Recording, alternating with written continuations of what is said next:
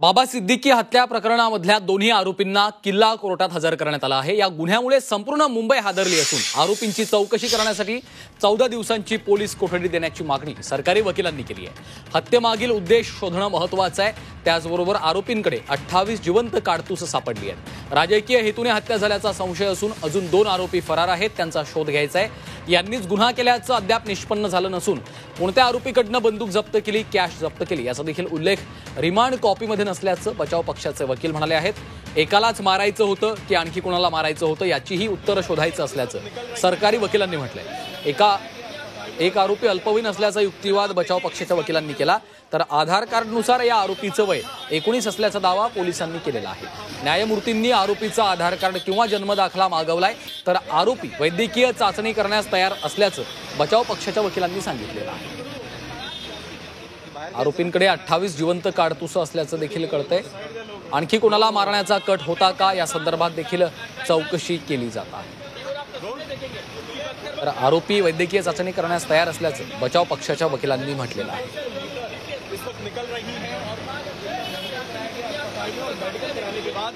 आरोपींच्या पोलीस कोठडीची मागणी करण्यात आलेली आहे। आपण पाहतोय की आता या संदर्भामध्ये एकालाच मारायचं होतं की आणखी कोणाला मारायचं होतं याचं देखील उत्तर शोधायचं असल्याचं सरकारी वकिलांनी म्हटलेलं आहे। आरोपींच्या 14 दिवसांच्या पोलीस कोठडीची मागणी करण्यात आलेली आहे। आरोपींकडे 28 जिवंत काडतूस सापडल्याचं सरकारी वकिलांचं म्हणणं आहे। त्यामुळे आणखी कोणाला मारण्याचा कट होता का या संदर्भात देखील चौकशी करायचं असल्याचं त्यांनी सांगितलेलं आहे। राजकीय हेतूने ही हत्या झाली का असा देखील संशय असून अजून 2 आरोपी फरार आहेत, त्यांचा देखील शोध घ्यायचा आहे। त्यामुळे आता आपण पाहतोय की संपूर्ण मुंबई या हत्येनंतर हादरलेली आहे, या गुन्ह्यामुळे हादरलेली आहे। मनश्री पाठक आमच्या प्रतिनिधी सध्या आपल्यासोबत फोन लाईनवरून जोडल्या गेलेल्या आहेत। मनश्री, आपण पाहतोय सिद्दीकी हत्या प्रकरणामधल्या आरोपींना कोर्टात हजर करण्यात आलेलं आहे, काय अपडेट्स आहेत? बाबा सिद्दीकी हत्या प्रकरणी एका आरोपीला 21 ऑक्टोबर पर्यंत पोलीस कस्टडी देण्यात आलेली आहे। तर ज्या आरोपीने आपण अल्पवयीन असल्याचा दावा केलेला आहे त्याला त्या संदर्भातली वैद्यकीय चाचणी करून पुन्हा न्यायालयात हजर करण्याचे आदेश देण्यात आलेले आहेत। तोपर्यंत त्याला पोलिसांच्या ताब्यात ठेवण्यात येणार आहे। मात्र दोघांपैकी एका आरोपीला गुरमीत सिंह या आरोपीला 21 ऑक्टोबर पर्यंत पोलीस कस्टडी देण्यात आलेली आहे। तर धर्मराज निश्चितच मनश्री थोडं थांबवतो, एक महत्त्वाची अपडेट मैं इसके ऊपर टिप्पणी नहीं कर सकता अभी क्योंकि it is in the judicial records.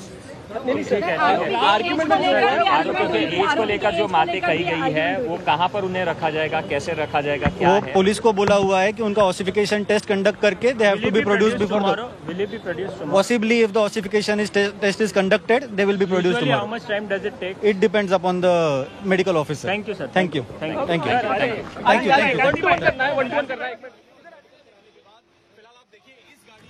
पण पुन्हा एकदा जाऊयात, मनश्री पाठक आमच्या प्रतिनिधी आपल्या सोबत आहेत। मनश्री, आपण पाहतोय आता वकिलांची देखील प्रतिक्रिया समोर आलेली आहे।